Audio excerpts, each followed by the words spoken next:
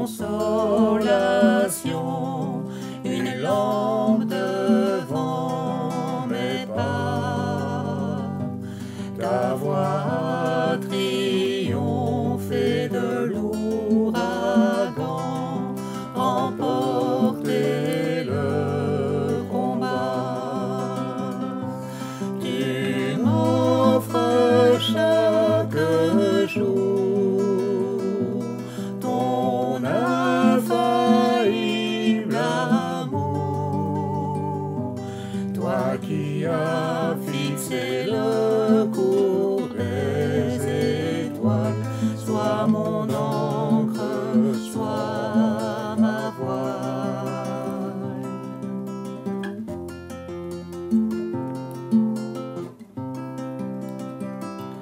Tu étends mes ailes pour toucher les cieux, protégé par ta main. Ta grâce m'appelle à lever les yeux et suivre ton chemin. Tu m'offres chaque jour ton infaillible amour, toi qui as fixé le cours des étoiles, sois mon encre, sois ma voile.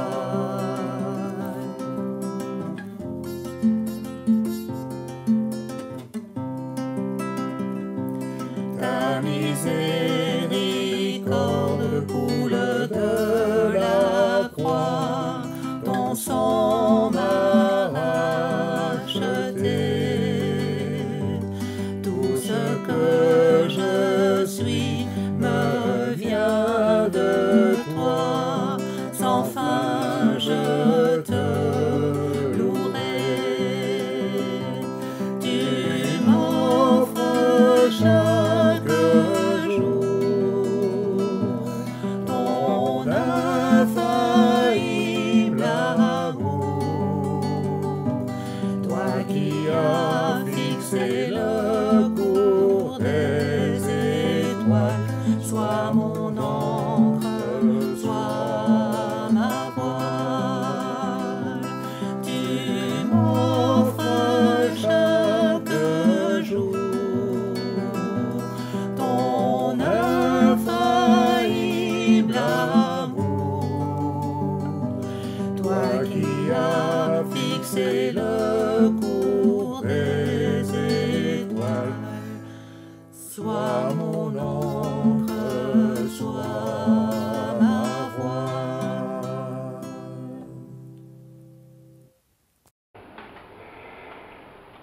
Je vais lire le texte de livret dans ma Bible. Donc c'est Matthieu 13, à partir du verset 24. Donc c'est après la parabole des terrains. Il leur proposa une autre parabole, et il dit: le royaume des cieux est semblable à un homme qui a semé une bonne semence dans son champ. Mais, pendant que les gens dormaient, son ennemi vint, sema l'ivraie parmi le blé et s'en alla. Lorsque l'herbe eut poussé et donné du fruit, l'ivraie parut aussi. Les serviteurs du maître de la maison vinrent lui dire: Seigneur, n'as-tu pas semé une bonne semence dans ton champ? D'où vient donc qu'il y a de l'ivraie? Il leur répondit: c'est un ennemi qui a fait cela. Et les serviteurs lui dirent: veux-tu que nous allions l'arracher? Non, dit-il, de peur qu'en arrachant l'ivraie, vous ne déraciniez en même temps le blé. Laissez croître ensemble l'un et l'autre jusqu'à la moisson, et, à l'époque de la moisson, je dirai aux moissonneurs: arrachez d'abord l'ivraie et liez-la en gerbe pour la brûler, et amassez le blé dans mon grenier. Jésus donne l'explication de cette parabole après, au verset 34.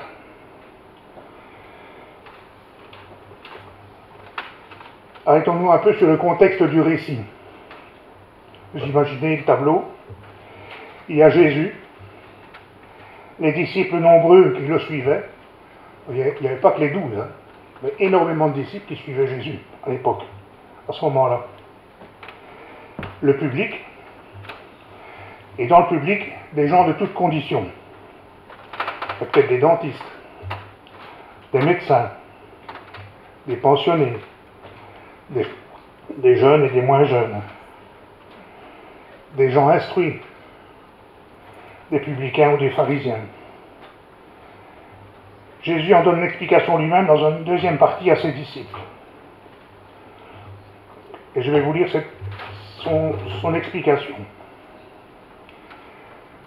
Jésus dit à la foule toutes ces choses en parabole. Et ne lui parlait pas sans parabole, afin que s'accomplisse ce qui avait été annoncé par le prophète. J'ouvrirai ma bouche en parabole, je publierai des choses cachées depuis la création du monde. Alors il renvoya la foule et entra dans la maison. Ses disciples s'approchèrent de lui et dirent « Explique-nous la parabole de l'ivraie et du champ. » Il répondit « Celui qui sème la bonne semence, c'est le Fils de l'homme. Le champ, c'est le monde. La bonne semence, ce sont les fils du royaume, l'ivraie, ce sont les fils du malin. L'ennemi qui l'a semé, c'est le diable. La moisson, c'est la fin du monde. Je répète, la moisson, c'est la fin du monde. Et les moissonneurs sont les anges. Or, comme on arrache l'ivraie et qu'on la jette au feu, il en sera de même à la fin du monde. Le Fils de l'homme enverra ses anges et ils arracheront de son royaume tous les scandales et tous ceux qui commettent l'iniquité. Et ils les jetteront dans la fournaise ardente, où il y aura des pleurs et des grincements de dents. C'est une réalité, il y aura une moisson. Et ça doit aussi peut-être parfois nous rassurer. Parfois on doute, on se dit, bon, non, il y aura une moisson, attention.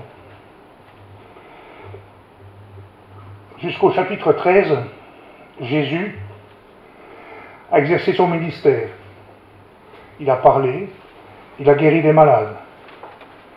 Et à partir du chapitre 13, on le voit ici, il commence à parler en parabole. Et en fait, c'est pour accomplir la prophétie du psaume 78. Dans le cantique d'Asaph. Mon peuple écoute mes instructions. Prêtez l'oreille aux paroles de ma bouche. J'ouvre la bouche par des sentences. Je publie la sagesse des temps anciens. Matthieu nous relate les propres paroles de Jésus juste avant de donner l'explication de la parabole à ses disciples en privé. Je relis. J'ouvrirai la bouche en parabole. Je publierai des choses cachées depuis la création du monde. Pour lire en Matthieu 13, verset 34, il a dit à toute la foule que ces choses en parabole et ne lui parlait pas, point sans parabole. Matthieu, c'est l'autre nom de Lévi. C'était un juif et à l'origine un collecteur d'impôts pour le compte des Romains, donc mal vu. Matthieu était en conflit avec les pharisiens de l'époque. Il relate plusieurs paraboles dites, appelées paraboles du royaume. Moi j'en avais compté 9, rien que pour les paraboles du royaume, et à la limite en tout, il y a 35 paraboles. Quand on prend l'harmonie des évangiles, vous allez sur internet, vous trouvez l'harmonie des évangiles, il y a 35 paraboles et 35 miracles. Si les chiffres sont justes. Dans les paraboles, par exemple, il y a la maison bâtie sur le roc, la parabole du filet, la parabole des ouvriers loués à différentes heures, la parabole des talents, le pharisien et publicain. Je ne vais pas continuer, il y en a plein. Mais qu'est-ce qu'une parabole, en fait? C'est une histoire. Une histoire terrestre avec une signification céleste. Une histoire terrestre avec une signification céleste. Les paraboles de Jésus étaient des histoires qui étaient posées à côté d'une vérité, afin d'enseigner cette vérité et la mettre en évidence. Jésus a expliqué que l'utilisation des paraboles avait un double objectif. Révéler la vérité à ceux qui voulaient la connaître et la dissimuler à ceux qui étaient indifférents. Au chapitre précédent, en Matthieu 12, les pharisiens avaient publiquement rejeté le Messie et blasphémé le Saint-Esprit. En Matthieu 12, on peut lire « Toute la foule était étonnée. N'est-ce pas là le fils de David ?» Lorsque les pharisiens entendirent cela, ils dirent « Cet homme ne chasse les démons que par Bézébul, le prince des démons. » Ils ont publiquement rejeté le Messie, accomplissant ainsi la prophétie d'Ésaïe, parlant d'un peuple au cœur dur et spirituellement aveugle. Cette prophétie a été écrite 800 ans, même plus que ça, avant les événements que Matthieu relate. En Ésaïe chapitre 6, verset 8, il est dit « J'entendis la voix du Seigneur disant « Qui enverrai-je et qui marchera pour nous ?» Je répondis « Me voici, envoie-moi. » Il dit alors « Va, et dis à ce peuple, vous entendrez et vous ne comprendrez point. Vous verrez et vous ne saisirez point. Rends insensible le cœur de ce peuple, endurcis ses oreilles et bouche-lui les yeux, pour qu'il ne voie point de ses yeux, n'entende point de ses oreilles, ne comprenne point de son cœur, ne se convertisse point et ne soit point guéri. » La réponse de Jésus a été de commencer à enseigner en parabole. Ceux qui, comme les pharisiens, avaient un préjugé défavorable à l'enseignement du Seigneur, rejetaient les paraboles comme des absurdités sans intérêt. C'est des histoires pour les enfants, ça. Il aurait pu se dire ça. En revanche, ceux qui recherchent vraiment la vérité la comprenaient et comprenaient toutes les paraboles.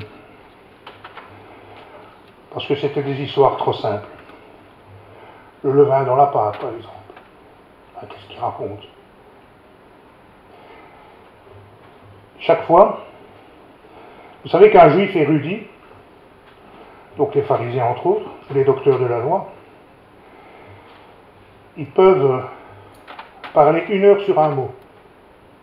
Prenez un rabbin maintenant, qu'est-ce que signifie ce mot-là dans la Torah? Il est parti pour 1 heure, minimum. Donc il ne vaut mieux pas lui demander. Les paraboles, ce sont des histoires tirées de la vie des gens.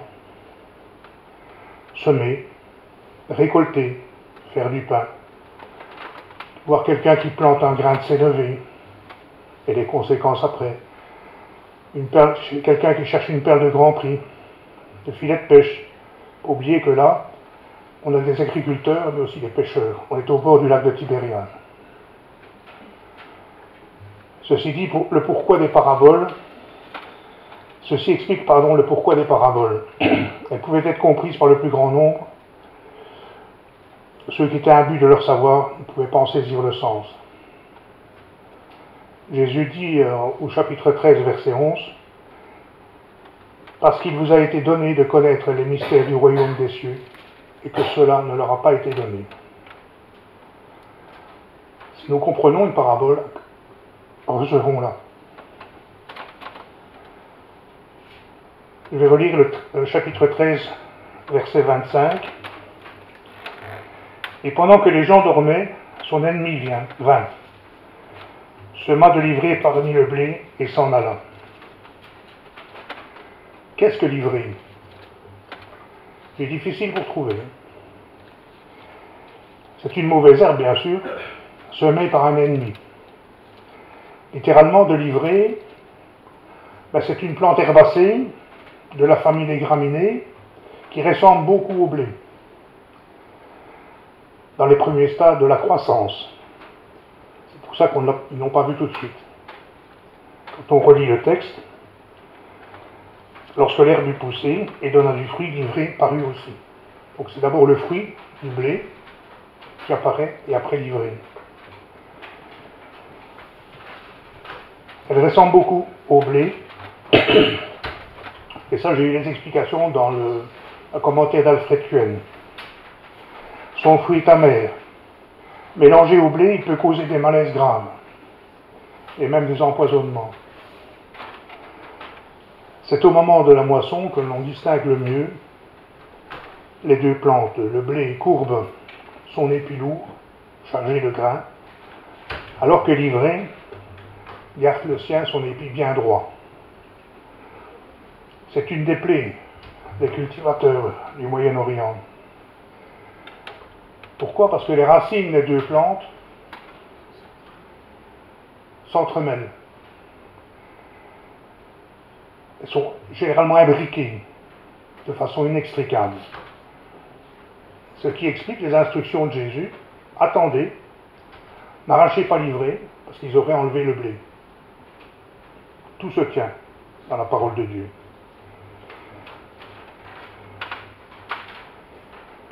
Des voyageurs témoignent de faits semblables, et que ça se passe aussi en Inde. Quelqu'un veut causer du tort à son adversaire, il note le moment où il aura fini de labourer son champ. La même nuit, il va semer d'une pandelnel, ne me demandez pas de répéter, une sorte de mauvaise herbe qui ressemble au riz sauvage. Cette mauvaise herbe croît plus vite que la bonne semence, et avant que celle-ci puisse être récoltée, elle a déjà dispersé ses semences. De sorte qu'il faudra plusieurs années pour s'en débarrasser. Il existe une autre mauvaise herbe que les gens, là-bas, sèment dans le champ de leur ennemi.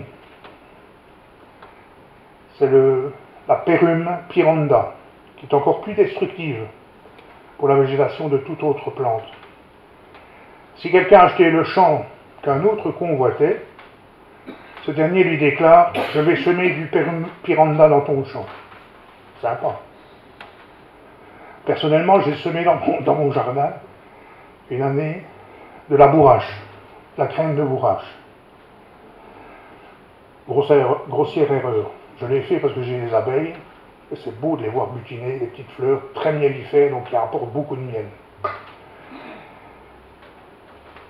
3 ans. Il m'a fallu pour en être débarrassé. Chaque année, elle repoussait. Il y avait des graines. Il y avait des graines. Et j'ai coupé. 3 ans. Vous imaginez? Ma parcelle de jardin en était criblée. À la binette, je les ai eu quand même. Je dois vous avouer quelque chose, c'est que quand j'ai vu ça, j'ai été tenté, mais je n'ai pas succombé. Comme on dit, un voisin m'avait fait une vacherie. Et j'ai été tenté d'en semer dans son jardin à lui. Cette fameuse bourrache. Ce n'est pas l'envie ni l'imagination de comment j'allais faire qui manque dans ces cas-là. Quand on râle, bon, je vais faire comme ci, je vais faire comme ça. Et le Saint-Esprit m'en a dissuadé, heureusement. Ce fut un combat quand même. Allez, bon, personne ne le saura. Hop, ni vu ni connu. Ça lui apprendra, celui-là. Pour qui il se prend? Une petite vengeance personnelle, quoi. Et une parole de Dieu s'est imposée à moi, car le Seigneur a anticipé ce genre d'attitude chez nous qui sommes pécheurs. Et il dit ceci en Romains, chapitre 12, verset 19. Ne vous vengez pas point vous-même, bien-aimés, mais laissez agir la colère, car il est écrit, à moi la vengeance, à moi la rétribution, dit le Seigneur. Et ce verset est basé sur Deutéronome 32, verset 35. Donc Romains 12, 19. Si j'avais amoureusement jeté ses semences chez le voisin, j'aurais fait le jeu de l'ennemi. je me serais comporté comme lui. Le but de cette parabole est de nous enseigner, de nous encourager, nous les chrétiens, et de nous rassurer aussi. Il y aura une moisson. Oui, quand on voit tout le mal qu'il y a dans le monde, on pourrait en douter. Mais non, il y aura une moisson. Jésus a parlé pour la première fois du royaume de Dieu juste après sa tentation dans le désert. On peut lire aussi dans Matthieu 4, verset 16, « Ce peuple assis dans les ténèbres a vu une grande lumière. Et sur ceux qui étaient assis dans la région de l'ombre de la mort, la lumière s'est levée. » Après ce moment, Jésus commença à prêcher et à dire « Repentez-vous, car le royaume des cieux est proche. » La condition de venir à Jésus, c'est de se repentir. Beaucoup de disciples pensaient que le royaume de Jésus serait terrestre. Ce serait le Premier ministre, responsable des affaires étrangères. Beaucoup l'ont quitté quand ils ont compris que ce n'était pas ça. On peut le voir en Jean 6. Plusieurs de ses disciples, après l'avoir entendu, dire cette parole est dure. Qui peut l'écouter? Et il ajouta, c'est pourquoi je vous ai dit, nul ne peut venir à moi si cela ne lui a été donné par le Père. Dès ce moment, plusieurs de ses disciples se retirèrent et n'allèrent plus avec lui. La bonne question à se poser aujourd'hui, serais-je moissonné? Serais-je mis avec le bon grain ou avec l'ivraie?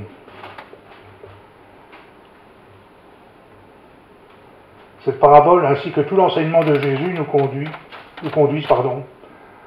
à ce que nous acceptions que Christ établisse son royaume dans nos vies et que nous devenions héritiers avec lui du royaume. Je n'ai pas résisté à citer Apocalypse 3, verset 20. Voici, je me tiens à la porte. C'est une disposition d'attente. Le Seigneur est à notre porte. Et je frappe. Si quelqu'un entend ma voix et ouvre la porte, donc c'est une invitation au Seigneur à rentrer, j'entrerai chez lui, je souperai avec lui et lui avec moi. Ma prière, c'est que vous entendiez sa voix. Ma prière, c'est que vous ouvriez la porte de votre cœur. Ma prière, c'est que vous veniez ou reveniez à lui. Que vous entamiez une marche avec celui qui peut sauver votre âme de la fournaise. Amen.